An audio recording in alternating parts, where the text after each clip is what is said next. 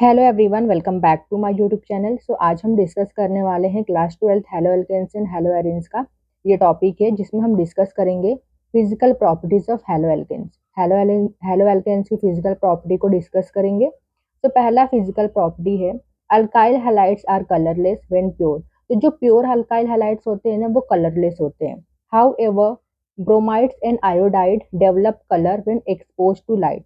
तो जो bromide iodide होते हैं, इनमें कलर आ जाता है लाइट की प्रेजेंस में। मतलब लाइट की वजह से उसमें हल्का डिकम्पोजिशन होता है और फ्री हैलोजन बनने लगते हैं, इसीलिए कलर आ जाता है। Then next is nature. अब हम नेचर देखेंगे। तो methyl chloride, methyl bromide, ethyl chloride and some chlorofluoromethane are gases at room temperature.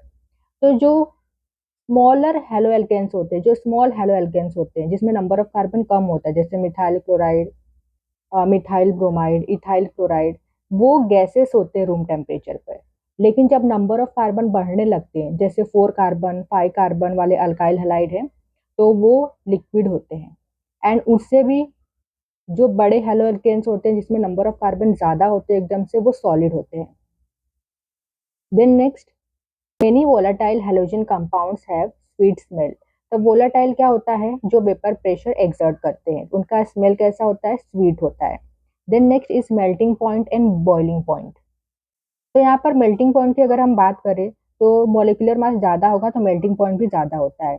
और जो सिमेट्रिकल मॉलिक्यूल्स होते हैं उनका मेल्टिंग पॉइंट ज्यादा होता है, क्योंकि पैकिंग अच्छी होती है। देन बॉइलिंग पॉइंट में, ये जो बॉइलिंग पॉइंट होता है, ये दो चीजों पर डिपेंड करता है, मॉलिक्यूलर मास एंड ब्रांचिंग।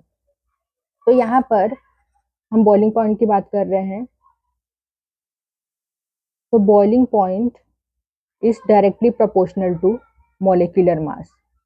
मतलब अगर मॉलिक्यूलर मास मैंने लिखा है शॉर्ट फॉर्म में, ये मॉलिक्यूलर मास है। मॉलिक्यूलर मास ज्यादा है तो बॉइलिंग पॉइंट भी कैसा होगा? वो भी ज्यादा होगा। लेकिन अगर मॉलिक्यूलर मास कम है तो बॉइलिंग पॉइंट कम होगा। Then second is boiling point depend करता है किस पे? ब्रांचिंग पर। So boiling point is inversely proportional to branching.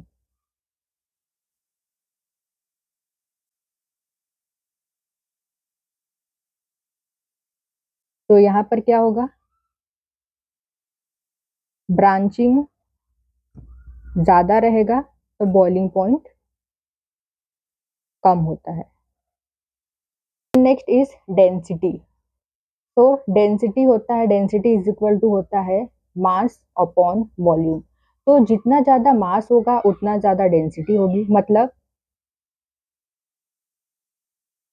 यहाँ पर मैं लिख देती हूँ, मतलब नंबर ऑफ कार्बन अगर ज्यादा है तो डेंसिटी भी कैसी होगी? ज्यादा होगी। इसी तरीके से अगर हैलोजन आइटम ज्यादा है तो डेंसिटी ज्यादा होगी, एंड मास ज्यादा है तो डेंसिटी ज्यादा होगी। तो यहाँ पर लिखा हुआ है वही, the density increases with increase in number of carbon atom, halogen atom and atomic mass of the halogen atom. Then next is solubility. तो यहाँ पर जो हेलो एल्केन्स होते हैं वो ऑलमोस्ट इनसॉल्युबल होते हैं वाटर में। इसका रीजन क्या है? क्योंकि जो वाटर मॉलिक्यूल होते हैं, वाटर मॉलिक्यूल में स्ट्रॉन्ग हाइड्रोजन बॉन्डिंग होती है, और हेलो एल्केन्स वाटर के साथ स्ट्रॉन्ग हाइड्रोजन बॉन्ड नहीं बना पाता, इसलिए वाटर में मिक्स नहीं होता है। But soluble in organic solvent. लेकिन जो हेलो एल्केन्स होता है वो सॉल्यूबल होता है किसमें? ऑर्गेनिक सॉल्वेंट में। ऑर्गेनिक सॉल्वेंट जैसे बेंजीन, ईथर, अल्कोहल। तो इसमें हेलो एल्केन सॉल्यूबल होता है, क्योंकि दोनों का नेचर सिमिलर होता है।